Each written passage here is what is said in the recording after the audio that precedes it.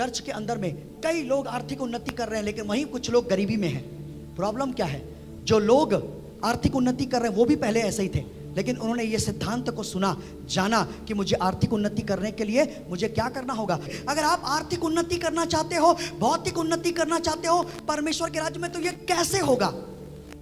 आपको मैं बता रहा हूं। देखो 8 अध्याय और उसका 7 वचन। इसलिए जैसे तुम हर बात में अर्थात विश्वास, वचन, ज्ञान और सब प्रकार के यत्न में और उस प्रेम में जो हमसे रखते हो बढ़ते जाते हो, वैसे ही इस दान के काम में भी बढ़ते जाओ। हाँ, अब यहाँ पे लिखा हुआ है कि जैसे तुम विश्वास में बढ़ रहे हो, जैसे तुम वचन में बढ़ रहे हो, हाँ, और सब प्रकार से तुम बढ़ते जा रहे हो, वैसे ही तुमको दान के काम में भी बढ़ना है।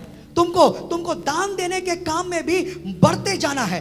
भेंट देने के, दान देने के काम में भी तुमको बढ़ते जाना है। ये परमेश्वर की आज्ञा है, ये परमेश्वर का वचन है मेरे प्रियो।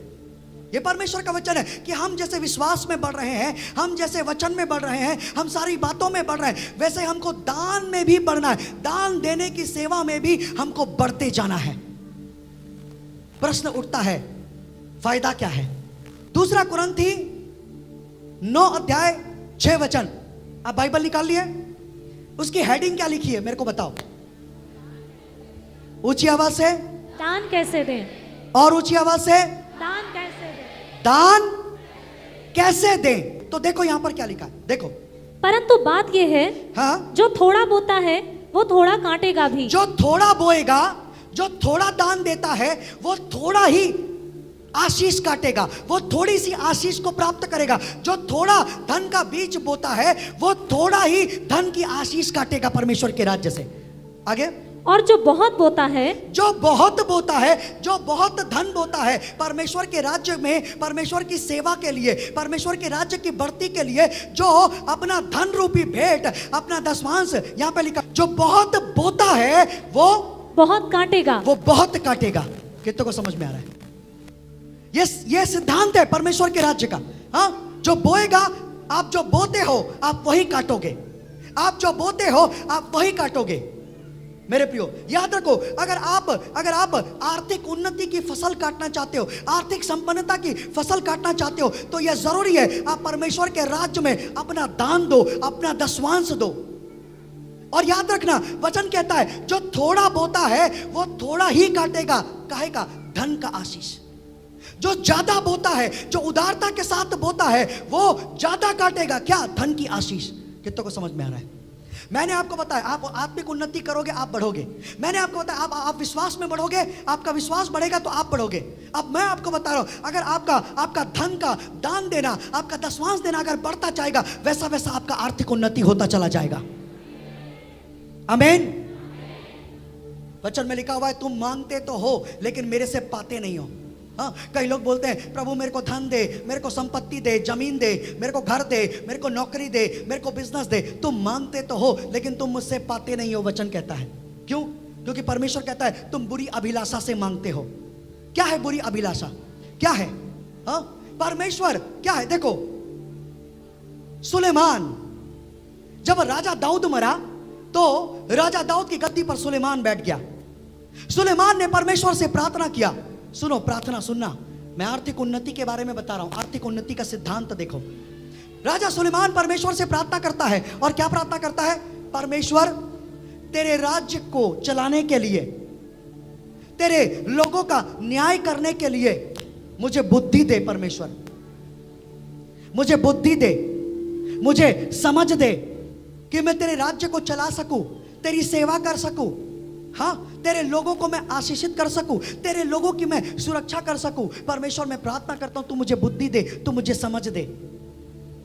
आपको मालूम है, परमेश्वर उसकी प्रार्थना से प्रसन्न हो जाते हैं और परमेश्वर कहते हैं कि सुलेमान, तूने मुझसे न धन मांगा, न तूने मुझसे दीर्घ आयु मांगी, परंतु तूने मुझसे मेरे राज्य को चलाने की बात के लिए बुद्धि मांगी। हाँ, तूने मेरे लोगों को आशीषित करने के लिए बुद्धि मांगी, तूने मेरी सेवकाई की बात की, तूने मेरे विषय के लिए बात किया। इसलिए सुलेमान, अब मैं तुझे इतना धन दूंगा कि तुझसे पहले और तेरे बाद में कोई भी इतना धनवान और इतना अमीर कभी नहीं होगा। इतना ज्यादा अमीर, इतना ज्यादा धनवान, इतना ज्यादा संपन्न सुलेमान मैं तुझे करता हूं। और दीर्घायु मैं तुझे देता हूं। ओ, परमेश्वर आपसे बोलेगा, आप बोलोगे परमेश्वर मेरे को नौकरी दे, परमेश्वर मेरे को बिजनेस दे, परमेश्वर मेरे को धन दे, परमेश्वर मेरे को संपन्नता दे। परमेश्वर बोलेगा मैं दूंगा बेटा, लेकिन क्यों मांग रहा है? क्यों मांग रहा है? क्यों? हाँ, क्यों मांग रहा है? परमेश्वर बोलेगा क्यों मांग रहा है? इसलिए परमेश्वर, ताकि जब वो पैसा आएगा तो मैं नशा करूंगा, मैं घूमूंगा फिरूंगा, मैं अलमारी में पैसे जमा करूंगा, मैं बहुत पैसा जमा करूंगा, अपना कपड़ा लूंगा, अपनी पत्नी को खुश करूंगा, ये करूंगा। इसलिए प्रभु, तुम मांगते तो हो लेकिन बुरी इच्छा से मांगते हो, बुरी अभिलाषा से मांगते हो। तुम अपनी स्वार्थ पूर्ति, अपने स्वार्थ को पूरी करने के लिए मांगते हो, इसलिए नहीं पाते, इसलिए नहीं पाते। याद रखो चर्च, अगर आप चाहते हो कि आपकी प्रार्थना प्रभावशाली हो, आपकी प्रार्थना सुनी जाए, आप चाहते हो, तो आपको आपकी हर प्रार्थना में परमेश्वर की सेवा और परमेश्वर की महिमा होना चाहिए।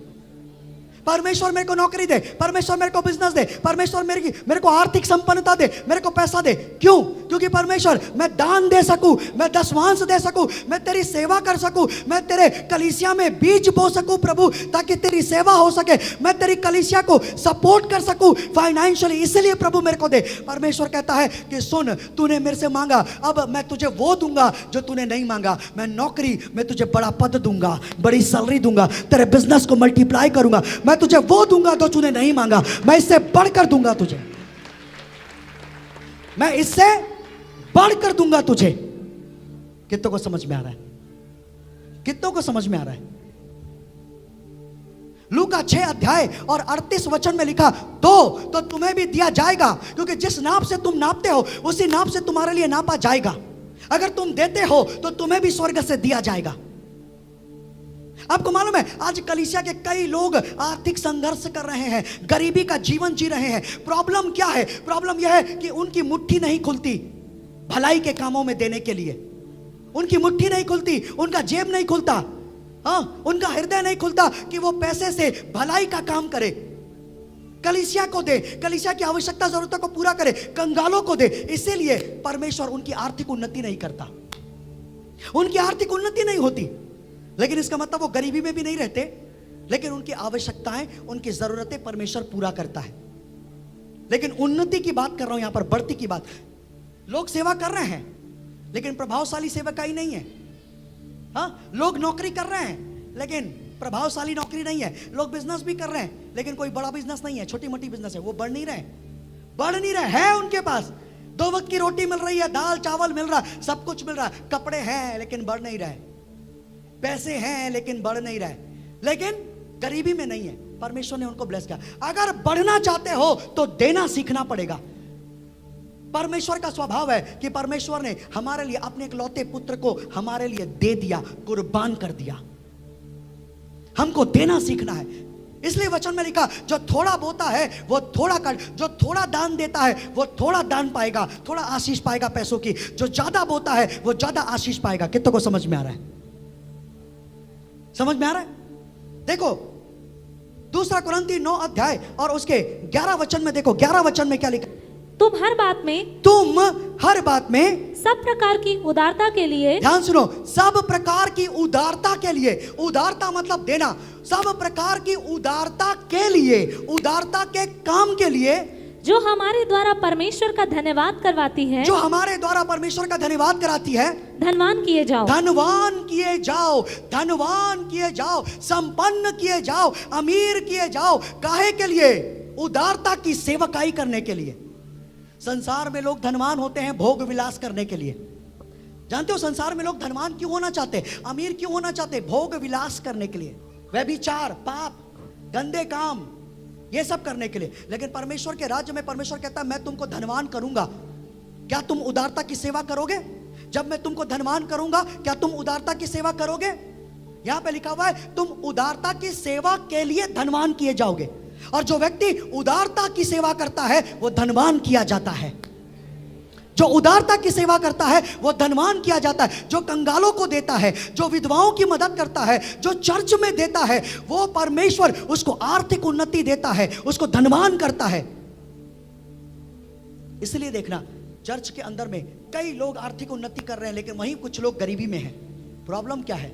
जो लोग आर्थिक उन्नति कर रहे हैं वो भी पहले ऐसे ही थे, लेकिन उन्होंने ये सिद्धांत को सुना, जाना कि मुझे आर्थिक उन्नति करने के लिए मुझे क्या करना होगा, मुझे अपना भेंट देना होगा।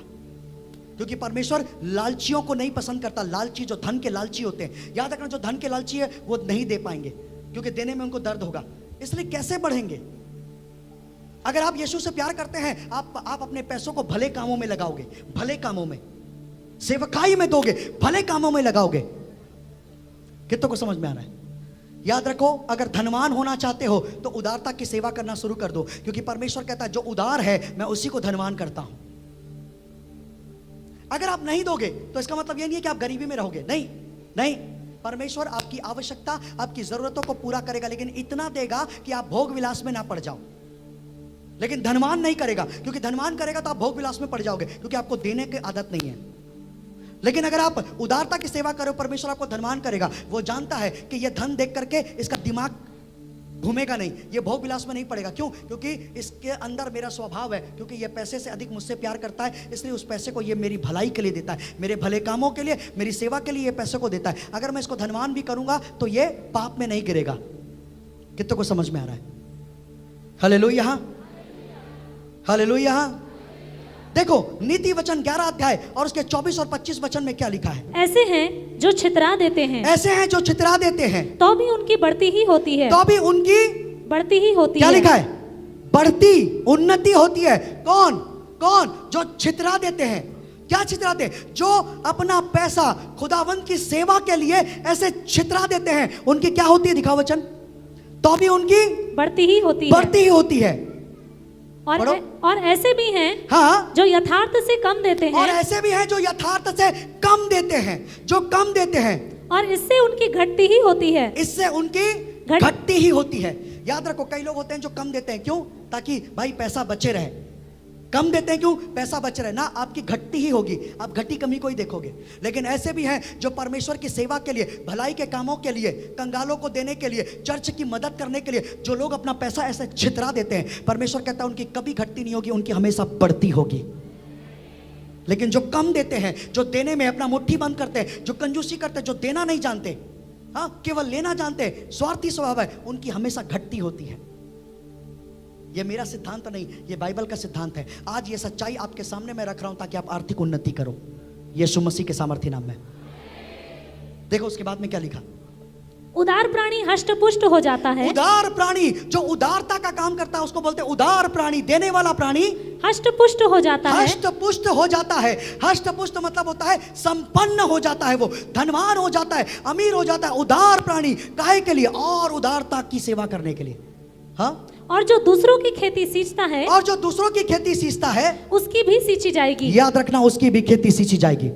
जो दूसरों की खेती सींचता है, परमेश्वर कहता है उसकी भी खेती सींची जाएगी। इसका मतलब यह है जो दूसरों की मदद करता है, हाँ, जो कलीसिया को फाइनेंशियली आर्थिक मदद देता है, कलीसिया को अपना दान दशमांश देकर, जो कंगालों को मदद देता है, हाँ, जो उनकी खेती सींचता है, परमेश्वर कहता है कि स्वर्ग से उनकी भी खेती सींची जाएगी।